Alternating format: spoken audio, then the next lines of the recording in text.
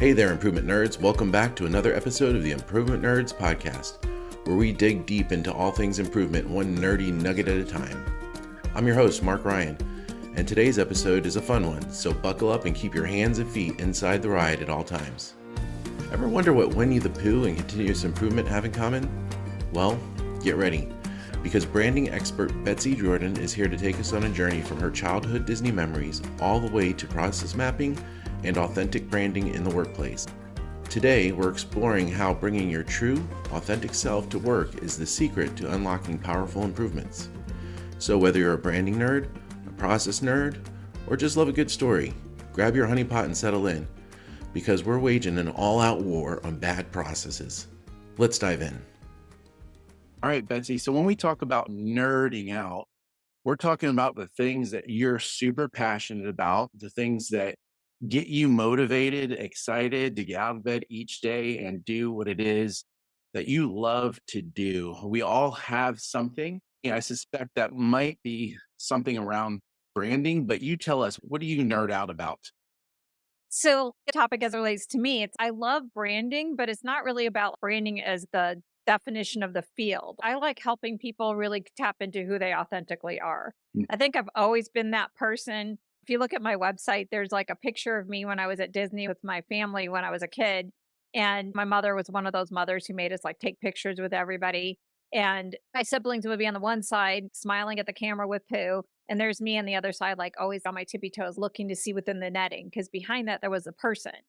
And anybody who knows me would know I love seeing who people authentically are and drawing them out. So I nerd out about branding because as a field, it's the one that's closest aligned to what I'm excited about, which is people being themselves, making money off of themselves and just expressing themselves. That's awesome. I think one thing that we know is probably all three of us, we're big Disney nerds, but Tom and I, we're continuous improvement nerds. We love making improvements within the workplace and making people's jobs easier and better for them. And it's very satisfying to get great outcomes, such as improving quality, reducing costs, shortening lead times, that type of stuff. But it's even more rewarding to see people living up to their full potential at work and liking what they do and not being obstructed with obstacles, pain points, barriers that they might have in their work. How can we, as improvement consultants, bring out our authentic selves when we show up to do continuous improvement work? What advice would you have for us? I would say on the whole, like as it relates to continuous improvement and all the things that you're talking about and helping people live to their full potential, I would say that there's some sort of passion that we all might share around almost like the recapturing the world of work from this idea of something that's supposed to suck, it's supposed to be a bunch of drudgery, to something that it's like this is an opportunity for our creative expression. So when it comes to the work that you all do, it's not just about reducing cycle time or eliminating defects in the product life cycle or some of those things. Like that feels like on the tactical level. I think that what gets it more interesting is we want to not just help people achieve their full potential, but we really love work, like how people work together, how things get done. And it's not just some horrible thing that we just all have to suffer through, that it could be something that we actually really enjoy. So, as it relates to your field, I would say it's continuous improvement people. In my world, I come from an OD background.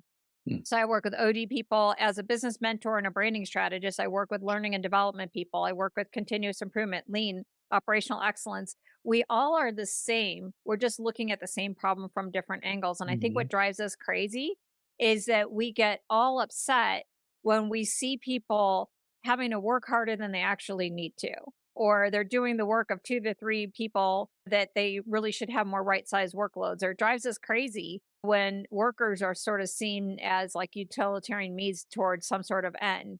So we all share that passion. So I would say from a continuous improvement, if you're a team and you're branding yourself, you need to first isolate what is the problem that the continuous improvement team is here to solve in comparison to the other departments. And how are you different? What makes your expertise special? Continuous improvement, what makes you all special in comparison to OD people like where I come from? You all are much more analytical. as you get into the work. I mean, we're more like, let's talk strategy and let's talk how your culture and how this should be. And all of that's important. And we need to talk about how your business strategy, your organization strategy, and your people strategy all reinforce one another and they're all aligned. That's what OD people do. But continuous improvement takes that organizational strategy to a different level of detail. So, from a branding standpoint, from a team, you need to make the organization aware of who you are and what, not what you do. They don't need to know all the ins and outs of how do you do process mapping or what have you, Mhm. but the problem that you solve and how you're different from the other partners. But your partners need to know who you are so that you all can collaborate to work together towards that same common end. It's learning and development. People want to be at the right hand of the C suite to be the transformational change leader. OD consultants want the same thing. So to lean continuous improvement, operational excellence. So not everybody's going to be there in the exact same way. But how do we partner to influence the executives towards a very common objective? I don't know if I answered that properly because I think you asked more on the individual level and I took it to the organizational level. I think there's probably both pieces, right? So there's probably a personal aspect to it and a team aspect as well. But I like what you're saying as far as the team. And I guess the space that we really function in is both worlds. So we're reporting up to the executive level and down to the frontline staff. And there's probably different obstacles as you go in each direction. So a lot of the times there's maybe a negative connotation that comes with process improvement or lean is coming to our organization or our organizational department and area.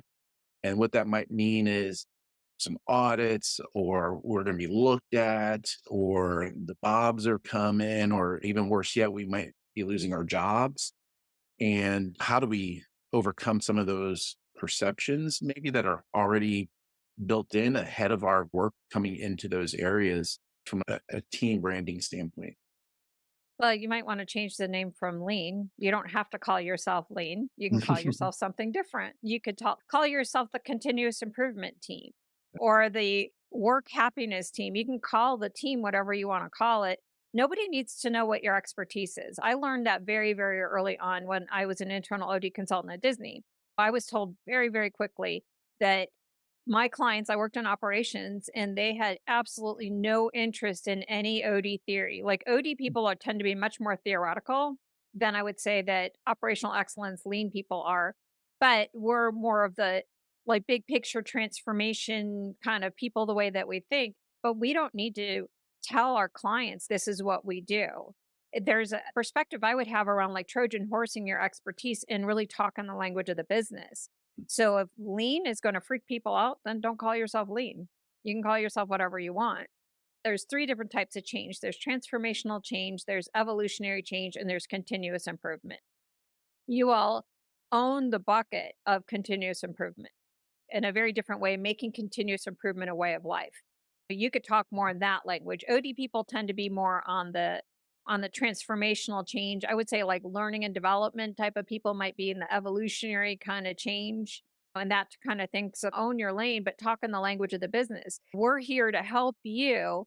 Instead of going in and say, we're lean coming in, it's like, are you just so overwhelmed with these processes and these product defects and all of these failed lots and you're not quite sure what to do and you just want to you're getting all this customer intel and you're not sure how to incorporate it. What we do is we come alongside the operational team and we help them really streamline how they're getting work done so that everybody can go home at the end of the day happy and satisfied knowing that they did the right work for the right reasons and they got it done fast so that they actually could enjoy their lives. Mhm. Come work with us rather than we're lean. And then they're pulling you in because the value prop you just gave them was somewhat self-serving a little bit of we're going to de-stress your work. We're going to help bring forward common sense improvement tools that help you make decisions about where the low-hanging fruit might be within your processes so that you can get these small wins and harvest them and start to accumulate them to get some time back in your day that you then can save to allocate towards more complex change over time. And I, hearing your two's conversations, I kind of feel like the continuous improvement team brands itself in multiple different ways because it has multiple different customers. The front line, the people who work in these processes every day, the managers, the individuals who oversee that the processes are achieving those goals, and then the senior leaders is another tier of the organization. So it's very complex how a continuous improvement person or team has to brand themselves because each customer has a different need of them and their abilities. So I've heard a bit about the front line and how you might position yourself to them, and maybe how you might position yourself to executives. You have tips, tactics on how you might position yourself to the mid level managers who, in the end, ultimately have to own and sustain whatever solutions you and the team design. So I think I would clarify, let me back up for a second in terms of branding, how I think about branding in general and how I would apply it to people like us. So, branding is about making an association between problem and you. Like problem you, how are you different? Like that's ultimately what branding is. And branding is also a promise that you make and you consistently deliver. You have one brand promise that you would have.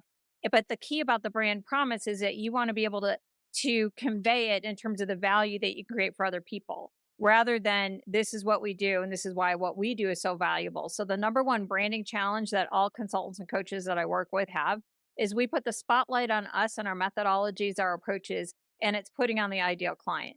And it's getting really clear, like, where do we fit within the organization? So I would say, going back to my OD background, where did I want to be involved in? It's like, do Mhm. you got a big, complex, hairy, messy problem and the stakeholders all over the place and you're not quite sure how to get them on the same page? That's when I want you to call me. You want to be clear on this is when I want to be called in for these kinds of problems. So it's very articulate about that.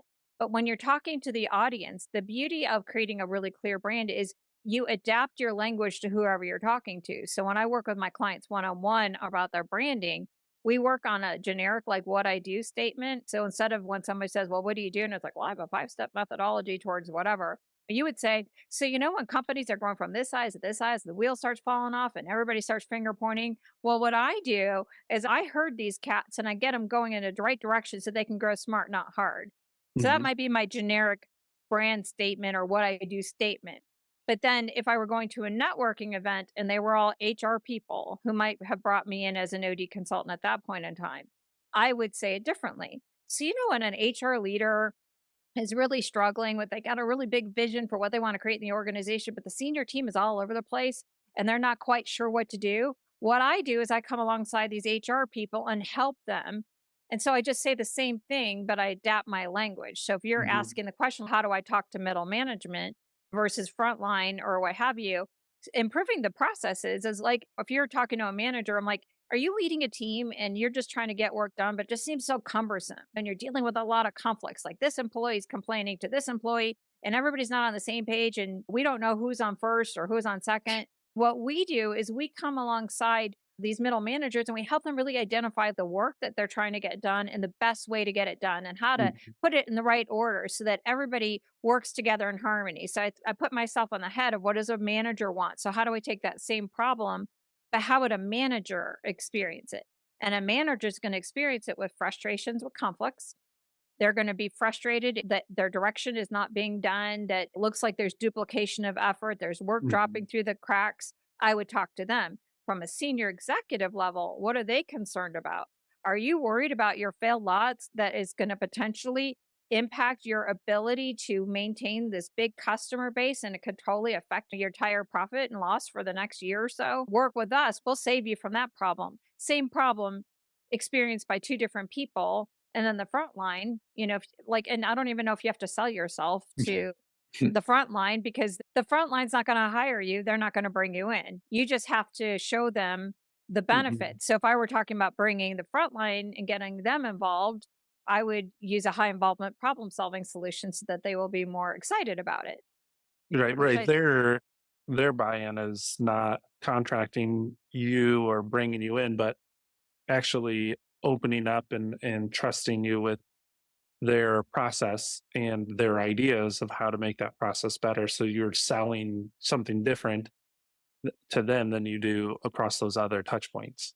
Very, very helpful just to how you narrated that.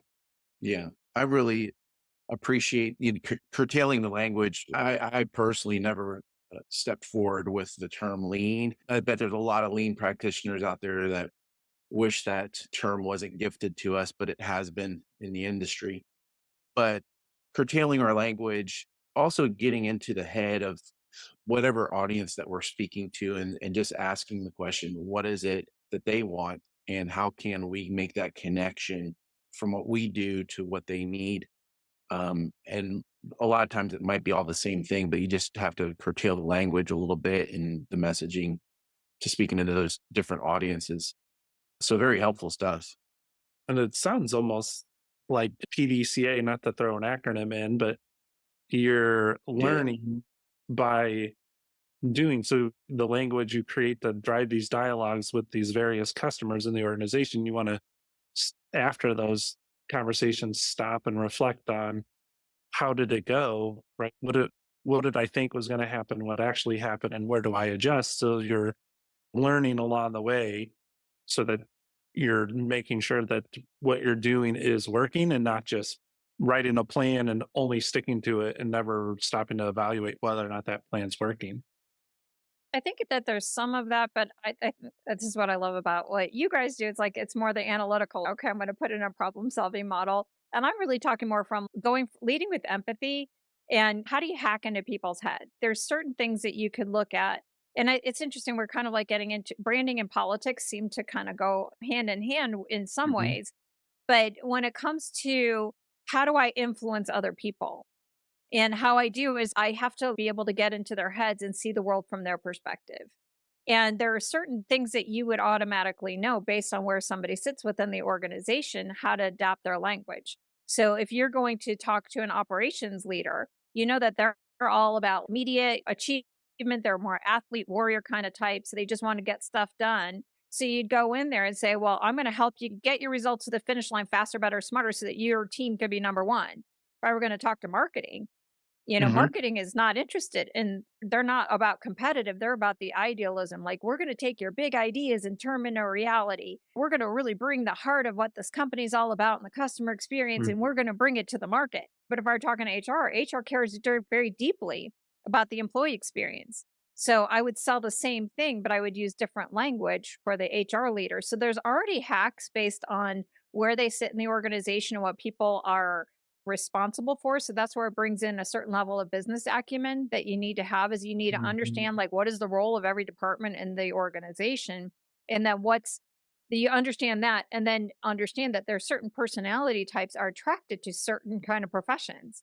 So you're going to have a lot more of the visionaries are going to be in product development, they're going to be in marketing, they're going to be in those kind of departments. They're going to be more visionary. So you talk about, are you trying to get ideas? But then you got the next idea because, visionaries struggle with shiny object syndrome and more ideas than time. Or you're going to talk to the sages who are typically in IT, finance, strategy departments, all the continuous improvement leaders like you guys are all like sages. We like systems, we like processes, we like step by step, we like predictability. The caretakers are all in the HR department or some of the frontline managers. They care about the people. They care about mobilizing them and giving them the skills and making sure that they have a happy work environment. And then operations and sales, they tend to be the warriors. They're get stuff done people.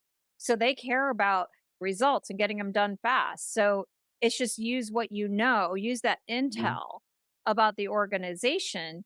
And as you're going into a meeting, become all things to all people so that you might be able to help them. Lovely advice. I think that to you, it's very fluid now, but I'm curious, as we share this episode with the audience, and these are individuals, change agents within an organization who are trying to help demonstrate to their customers that the way they add value, what kind of tips or development might you recommend to them to grow in their expertise around this aspect of learning what language to speak or tapping into empathy to put yourself in their shoes? Any tips, advice you can give a professional person, whether they're independent or working on an internal team, so that they might be able to achieve that? Well, it depends on the day-to-day work or the transformational work that you might want to position yourself for. There's day-to-day work that your leader might give you, and you might go in and you're kind of like going in as a pair of hands. If you're going in for the more the strategic work, I would say thing number one you have to remember is nobody is going to ask you to do that work. You're going to have to identify it and you're going to have to go after it on your own. I learned that very, very early on when I first graduated my master's degree in OD. I actually had a formal role in my nonprofit organization as an OD consultant. So it's Mhm. like, this was great. And when I first graduated, my organization announced a big reorganization. I'm like, could not be more fortuitous. Like, I'm going to lead this big reorganization. This is amazing. But not only was I not leading it, come to find out I wasn't even on the team. And I was devastated. I'm like, oh my God, I have the role. What is happening here? Thankfully, my professor was still my mentor. And he gave me the most invaluable insight that I've ever had that totally transformed my career. And I think this is why I've been successful as an entrepreneur and why I was successful as an internal consultant is he told me nobody's going to use your expertise the way that you want them to be used. You have to Mhm. position yourself. You have to find a way. So he coached me and he told me this is what you need to do. You need to go in there and go all humble to the leader of that particular effort and just offer your availability. They had an external consultant who was coming in regularly and just say, I just want to learn, just go in there and learn. So I went in there and I'm like, I'll just learn. I'll just be there. But then I made myself invaluable to the external consultant. So now I have two mentors going on at the same time. So this guy was so grateful because he was flying in and out and the team was still Mhm. there. And so I started facilitating all the different meetings that the team was doing while he was gone. And then eventually he started giving me more and more and more. And by the end of the project, I was leading the whole thing. And once the change was implemented, I'm the one who got all the recognition for leading this whole thing. So, Mhm. number one is you have to recognize nobody's going to use you the way that you want. You have to, two, cast a vision for yourself first of where you see you can add value. So, if you see that your organization, let's say, is winning as many customers as it's losing, and there's all this customer service data and nobody's paying attention to it, and you feel like, wow, Mhm. their learning needs to be more of a way of life, like you kind of have to figure out like, well, how am I going to frame up this initiative I have? Like, I want to create a different kind of culture and it looks like this is what I want to do. You would go and find out, well, who's the person who's most likely to support me on this? So you Mhm. take your German idea, then you go to that person. This is where we're going into the politics actually. You go to that person, you get them to co-create it with you, then you go to the next person and you bring that person with you until you get the critical mass and you bring it to the leader.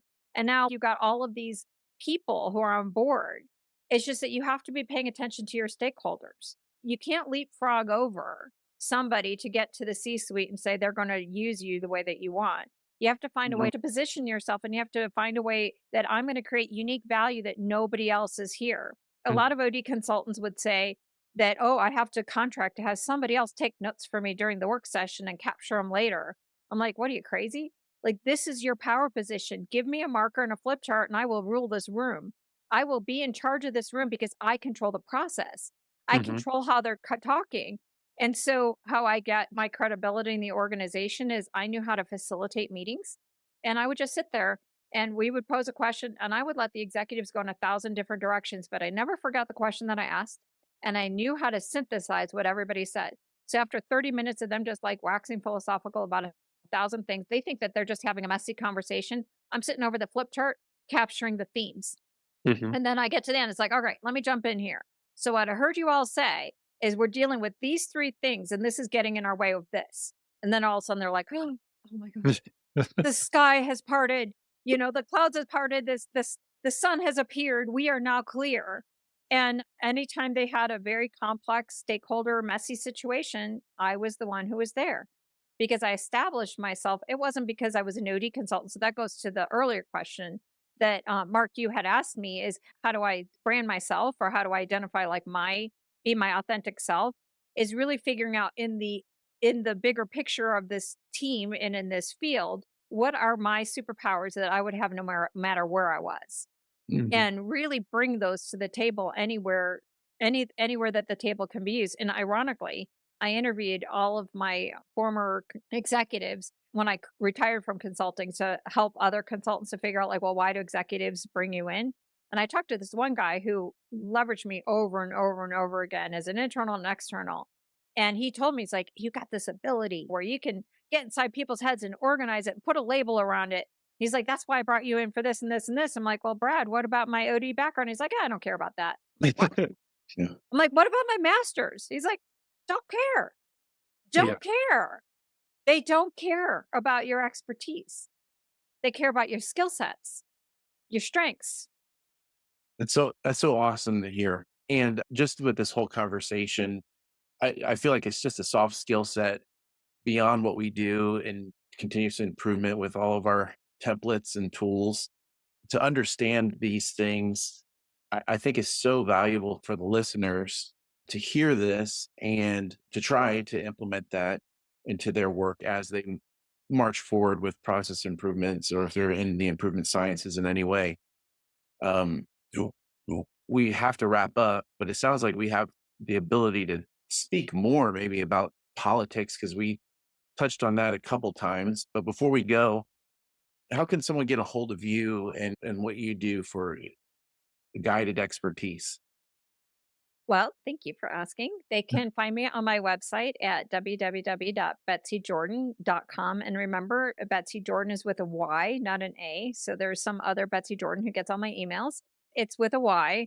And what you'll find out is one of the things that I think makes me unique as a brand builder and a messaging strategist is I understand the complex world of consulting and coaching. So I've been in our industry for 30 years, but I always had a passion. Big through line throughout my entire career has always been my skill set around my ability to sort and organize complex ideas and put labels around it, put words around it.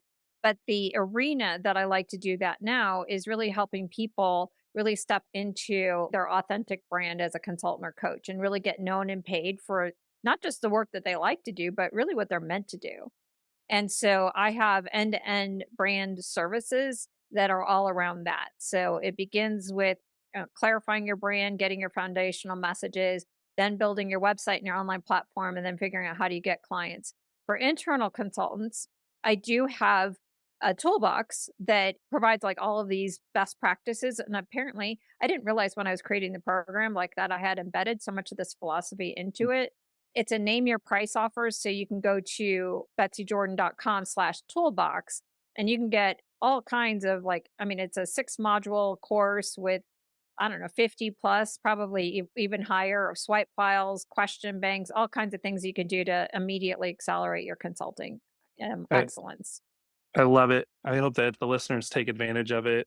I also think we got to help correct people's language to this side of the improvement equation. The soft skills is really something that people then underestimate the importance of. I remember my own journey and focusing on the tools, the techniques of continuous improvement. And almost every book I read to prepare to certify and take that exam did not give me any development around leading people through change and positioning myself as someone they can trust. And the resources you have compiled that sound like they fill that need, and I hope the listeners do seek that out. I know early in my career I would have benefited from learning from someone with your background and your expertise to round myself out as a facilitator. Well, thank you for saying that. Can I do one little quick reframe on what you said, if that's okay? Yes. I think that these relationship skills, these empathy skills, these political savvy skills, they're going to get bucketed as soft skills. And when you think about the technical aspects of what we do, this is much harder. This is much more Yes. challenging. You know, trying to corral a senior team is much more challenging than going through how do you do process mapping. This is Right. much more challenging, and so I don't want to discount these kinds of skills: political savvy, relationship savvy, empathy, framing and empathy. These are really the heart of a transformational change leader. So if you want to continue to be a tools and templates kind of person in your position that way, then by all means look at, you know, I do the hard stuff, that other stuff is the soft stuff. But if you want to be a transformational change leader, if you want to help your company create people centric organizations and learning cultures where learning is a way of life, these are the hard skills. They're even harder. So maybe instead of calling them soft skills and hard skills, call these the even harder skills. I love it. That's great. I agree. I'm so glad that you had mentioned that. And I think you just teased to the audience that there's more to learn about these even harder skills as we explore this concept of having a political savviness and working within that to do the important work of culture shaping. So I think that's our next conversation with you. I think it is. Perfect. Can't wait. And that's a wrap, Improvement Nerds. We hope you had as much fun nerding out with us today as we did. Huge thanks to Betsy Jordyn for sharing her wisdom on bringing authenticity into branding and improvement. We had such a great time chatting with her today that she'll be joining us again for another episode, so stay tuned for that. If you enjoyed today's episode, be sure to subscribe so you never miss a chance to nerd out with us. Got a topic or a guest you'd love to hear on the show? Drop us a line. We'd love to hear your thoughts. Until next time, keep improving, keep nerding out, and remember to always leave your processes better than you found them.